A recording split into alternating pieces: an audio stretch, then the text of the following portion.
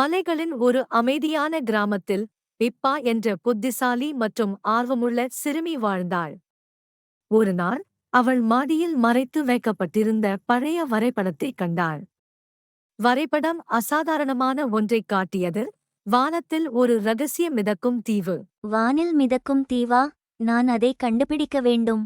அவரது வரைபடத்துடனும் சாகசங்கள் நிறைந்த இதயத்துடனும் மிதக்கும் தீவின் மர்மத்தை வெளிக்கொணர பிப்பா தனது பயணத்தைத் தொடங்கினார். ஆனால் அவளுக்குத் தெரியாது, அவள் விரைவில் ஒரு மந்திர நண்பரை சந்திப்பாள். பிப்பா மலைப்பாதையில் ஏறி ஒரு உயரமான குன்றின் மீது சென்றதும் ஒரு மெல்லிய காற்று திடீரென காற்றாக மாறுகிறது. மேகங்களுக்கு வெளியே ஒரு சிறிய மின்னும் உயிரினம் தோன்றுகிறது. ஸ்பார்க் என்று பெயரிடப்பட்ட ஒளிரும் பட்டாம்பூச்சி. வணக்கம் பிப்பா. நான் ஸ்பார்க், மிதக்கும் தீவின் பாதுகாவலர். 100 ஆண்டுகளில் இவ்வளவு தூரம் வந்த முதல் மனிதர் நீங்கள். ஸ்பார்க், மிதக்கும் தீவை கண்டுபிடிக்க எனக்கு உதவ முடியுமா? ஆம், ஆனால் அதை அடைய நீங்கள் 3 மந்திர புதிர்களை தீர்க்க வேண்டும். பிப்பா மற்றும் ஸ்பார்க் இருவரும் சேர்ந்து ரெயின்போ பாலத்தின் மீது பயணித்தனர். அது அவர்களை மிதக்கும் தீவுக்கு நெருக்கமாக அழைத்துச் சென்றது. ஆனால் அதைக் கடக்க பிப்பா முதல் புதிரைத் தீர்க்க வேண்டியிருந்தது. புதிர் 1. நான் உயிருடன் இல்லை, ஆனால் நான் வளர்கிறேன். எனக்கு நுரையீரல் இல்லை, ஆனால் எனக்கு காற்று தேவை. நான் என்ன? எனக்கு தெரியும். பதில் நெருப்பு. முதல் புதிர் தீர்க்கப்பட்டு அவர்கள் பயணத்தைத் தொடர்ந்தனர்.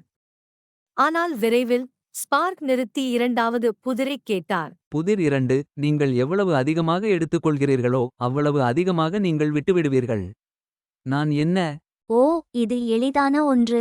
அடிச்சுவடுகள். அவர்கள் பாலத்தைக் கடக்கும்போது மாயாஜால மிதக்கும் தீவு அவர்களுக்கு முன்னால் தோன்றியது. மின்னும் நீர்வீழ்ச்சிகள், மின்னும் மலர்கள் மற்றும் வண்ணமயமான உயிரினங்கள் கொண்ட ஒரு சொர்க்கம். ஆஹா, இந்த இடம் நான் நினைத்ததை விட மாயமானது.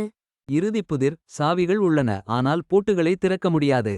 பதில் ஒரு பியானோ. கடைசி புதிர் தீர்க்கப்பட்டவுடன் மிதக்கும் தீவின் உண்மையான மந்திரத்தை பிப்பா திறந்தார். மலர்கள் பிரகாசமாக மலர்ந்தன, நீர்வீழ்ச்சிகள் பிரகாசித்தன. தீவில் உள்ள ஒவ்வொரு உயிரினமும் அவருடைய துணிச்சலுக்கும் புத்திசாலித்தனத்திற்கும் ஆரவாரம் செய்தன. நன்றி, ஸ்பார்க். இந்த அற்புதமான இடத்தை என்னால் மறக்க முடியாது. நாங்கள் உங்களை ஒருபோதும் மறக்க மாட்டோம் பிப்பா. நீங்கள் வானத்தை பார்க்கும் போதெல்லாம் நினைவில் கொள்ளுங்கள், நாங்கள் உங்களை பார்த்துக் கொண்டிருக்கிறோம்.